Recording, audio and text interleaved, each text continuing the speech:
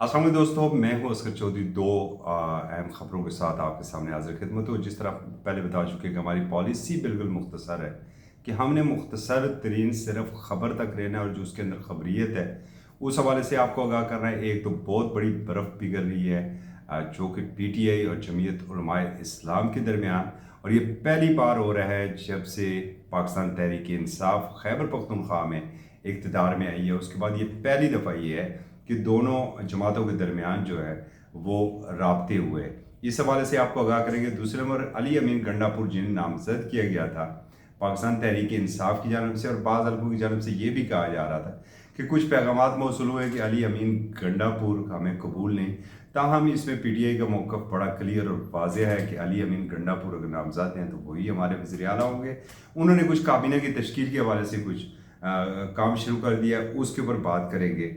और साथ ही जो पाकिस्तान तहरीक इंसाफ की सेंटर सेक्रेटरीट की रौनकें जो हैं वो बहाल हुई हैं, और जो रुपोश रहनुमा थे वो मंजर आम पर आए, इस हवाले से आपको आगाही देंगे। तो सबसे पहले जो आज की ये खबर है, जो इस वक्त जो जमीयत उलमाए इस्लाम से पाकिस्तान तहरीक इंसाफ का वफ़द जो है वो मुलाकात कर रहा है, और ये बर्फ़ पहली बार पिघली है।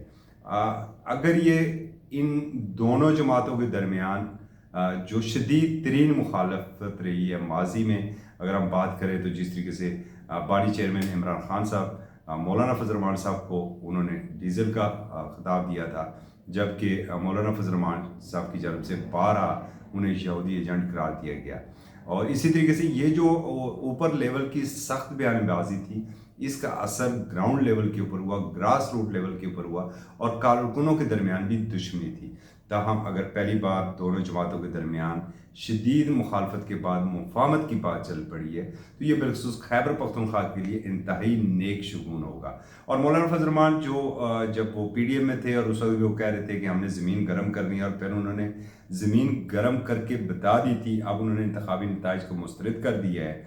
ये भी एक तरह से पाकिस्तान तहरीक इंसाफ के मौक़िफ़ की इसमें तायद है।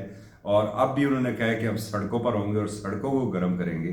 तो दूसरी जानब पाकिस्तान तहरीक इंसाफ भी एहतजाज की जानब जा रही है, और कल यानी कि जुम्मा को एक बड़ी प्रेस कॉन्फ्रेंस हो रही है, और इस हवाले से तमाम तैयारियां उन्होंने मुकम्मल कर ली है। और आज जिस तरह सेंट्रल सेक्रेटरीट के ज़राए से हमें मालूम हुआ है कि तमाम सबूत भी कुछ इकट्ठे किए गए, और ये बड़ी धमाका खेज प्रेस कॉन्फ्रेंस होगी पाकिस्तान तहरीक इंसाफ की, जो कल वो करने जा रही है जुम्मे को।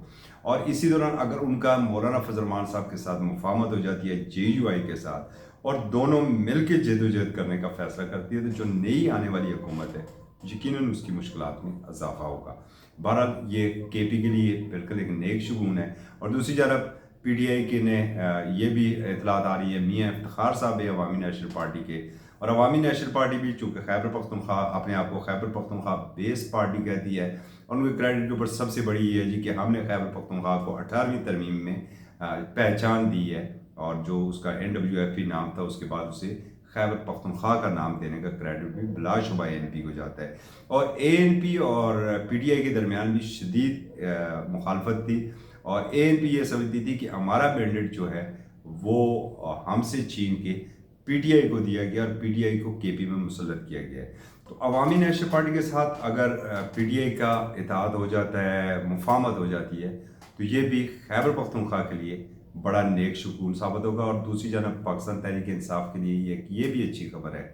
8 फरवरी के इंतखाबात में जिस तरह की उन्होंने कामयाबियाँ समेटी और जिस तरह का टर्नओवर पाकिस्तान तहरीक इंसाफ को मिला है, अब सेंट्रल सेक्रेटरीट की रौनकें भी दोबारा बहाल होना शुरू हो गई हैं, और जो पाकिस्तान तहरीक इंसाफ के रूपोश रहनुमा थे या कारकुन थे वो भी मंजर आम पर आना शुरू हो गए। जिस तरह अली अमीन गंडापुर जो नामजद इस वक्त वजारत आला के उम्मीदवार हैं, दूसरी जानब उमर अयूब जो सेक्रेटरी जनरल हैं, और आज तो पाकिस्तान तहरीक इंसाफ ने उन्हें वज़ीर आज़म का उम्मीदवार नामजद कर दिया, वो भी मंजर आम पर आ चुके हैं। तो मजमूई तौर पर जो माहौल है वो पाकिस्तान तहरीक इंसाफ के लिए बनता जा रहा है। कोई रवैयों में भी जो है वो तब्दीली भी महसूस की जा रही है।